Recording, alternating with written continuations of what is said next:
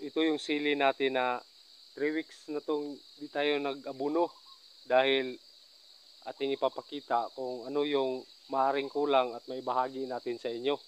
So ngayon ating ipapakita ang kakulangan niya ng nutrients. Pero kung titingnan mo, maganda to. Ito mga boss, oh, ito. Ito pa isa mga boss.